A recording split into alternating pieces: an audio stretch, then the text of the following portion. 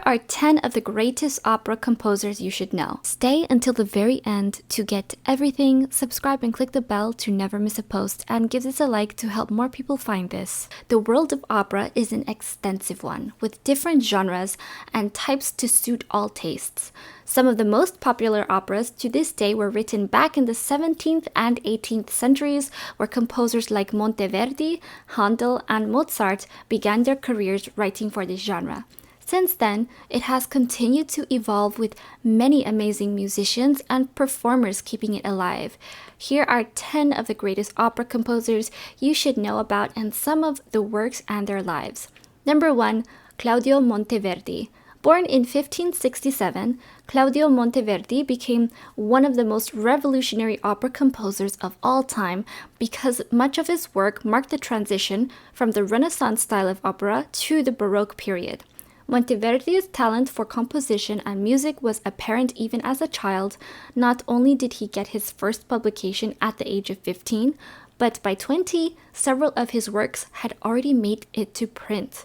Throughout the early 1600s, Monteverdi struggled to find commissions due to political outbreaks and the plague, but he returned to the stage in 1637.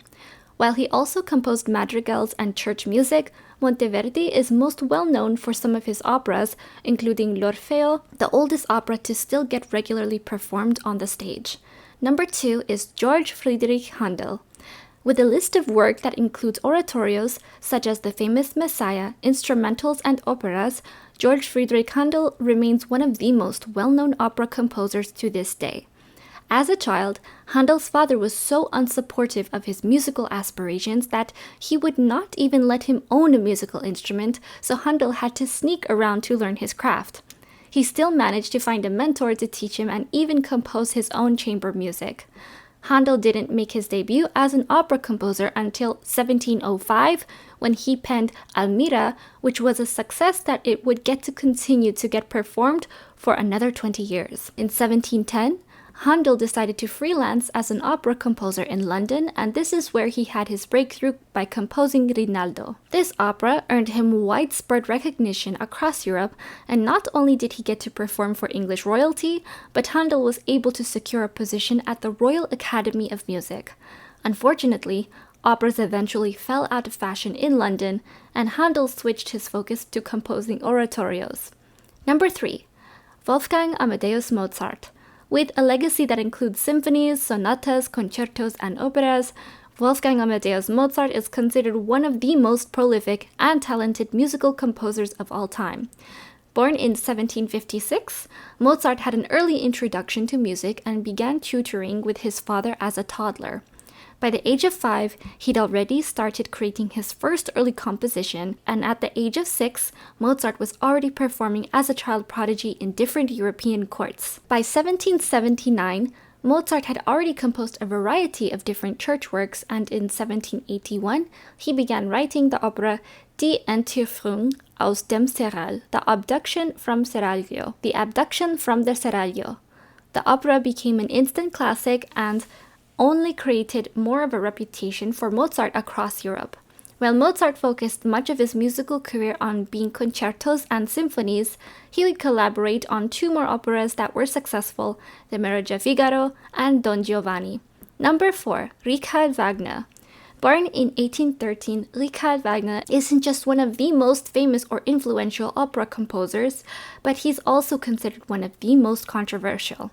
Throughout his career, Wagner composed many operas, but his most famous ones include the 18-part Ring Cycle and the epic Tristan and Isolde. Unlike a lot of composers, Wagner's musical talent didn't show up immediately, but he was an ambitious child. He wrote his first drama at the age of 11, but started creating musical compositions by 16. Wagner began with writing symphonies inspired by Beethoven. He composed one of his first operas, Die Feen, The Fairies, in 1835, but it never made it to the stage. One of his next operas, Rizzi, showed promise, but Wagner and his wife fled from the city from creditors before he could completely finish it.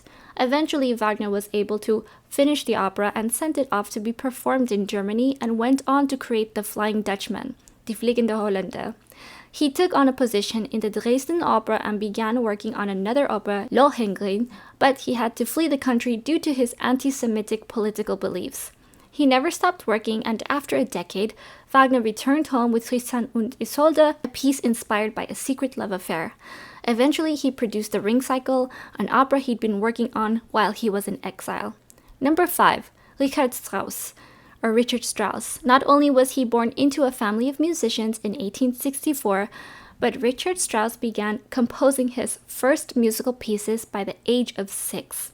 And by the time he turned 18, Richard Strauss had composed 140 different works, and Festive March for Large Orchestra was released in 1881. Shortly after, Richard Strauss took his first job as a court musical director before moving on to orchestra conduction in 1889.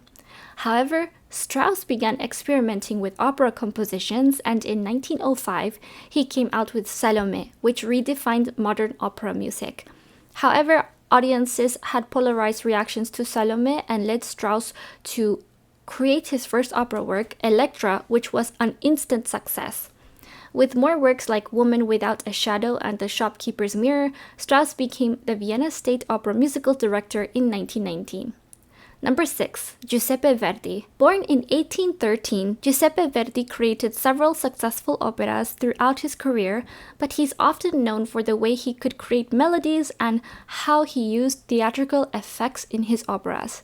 Like many composers, Verdi's musical talents showed up as a child, and he went on to study musical composition under other famous composers. It wasn't until 1833 that Verdi got his official start in the musical industry, but 3 years later he was able to complete his first opera, Oberto. The opera was well received by audiences, but his follow-up opera, Un giorno di regno, didn't do so well and happened to premiere around the same time as his wife's death. While he was discouraged to continue working, Verdi eventually began composing new operas, including the successful I Lombardi. This is also where Verdi's unique style and flair for theatrical effect began. Because he rejected the traditional style of operas, he was even more well-liked by audiences. In his later years, Verdi continued to experience more success with his opera Otello, that was based off the Shakespeare play, and other works that have earned him recognition as one of the greatest opera composers ever. Number 7. Giacomo Puccini. With a focus on realism, Giacomo Puccini composed operas that are among some of the most regularly performed pieces even today. As a child, Puccini seemed disinterested in music, despite his family's rich background in the music industry. However, after being tutored, Puccini became his church's organist at the age of 14 and began writing his own musical compositions shortly after. And after seeing the opera Aida, Puccini started to show interest in composing operas. Initially, many of Puccini's early compositions were rejected or snubbed by audiences, but his breakthrough came with Manon Lescaut. Puccini began focusing on interesting subjects, accessible melodies, and scenes that still felt realistic, and as a result, he had 3 major back-to-back successes: La Bohème, Tosca, and Madame Butterfly. After the successes of those 3 operas, Puccini took time off composing and spent the next several years traveling to his own productions while also battling personal tragedies. By the time of his death in 1924, Puccini had become the most financially successful opera composer of all time. Number 8. Gioacchino Rossini. By the age of 14, Gioacchino Rossini, born in 1792, had already started composing his own pieces, including his first opera seria, Demetrio e Polibio. At 18 years old, he would actually produce an actual opera, La Cambiale di Matrimonio, and within a couple of years, he was already gaining international fame for his works. While he tried writing operas for Venice and Milan, Rossini didn't produce anything that captured the audience's attention, and he eventually moved to Bologna. Here, Rossini was able to compose his greatest work, The Barber of Seville. While none of his operas matched the success of that one, he did produce 20 more operas and modified some of his older pieces for the Pope. After being diagnosed with cancer in 1868, Rossini eventually passed away, but left behind a legacy as one of the greatest opera composers. Number 9. Gaetano Donizetti. Not only was he able to compose over 60 operas within his lifetime, but even today, Donizetti's works are still complex and technical enough to challenge modern-day opera singers. As one of the most well-known opera composers from the 19th century, Donizetti has been an important figure in bel canto opera.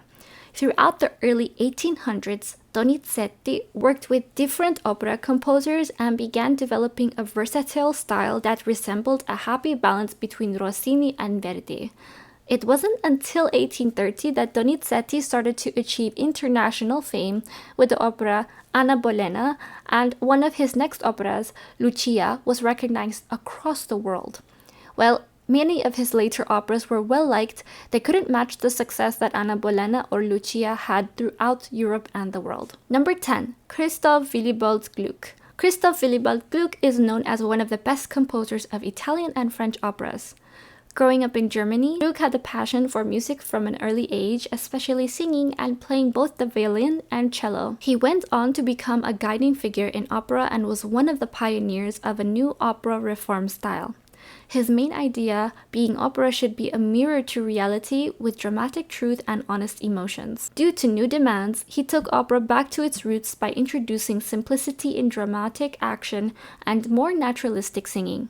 He sought to strengthen emotional expression without the ornamentation of virtuosity. He wrote a number of operas, and with some of his notable works being Paride et Helena, Iphigenie and Olide, and Armide. Not only did he revolutionize opera, but it's though his work significantly influenced later composers such as Weber, Wagner, and Mozart. These 10 composers are only the beginning, as there are many famous opera composers. Which composers have we missed? Let us know in the comments below. Don't forget to subscribe and click the bell for more music history and string instrument care. Give this a like and sign up to our newsletter linked below to never miss a post. Thanks so much for watching, and we'll see you next week.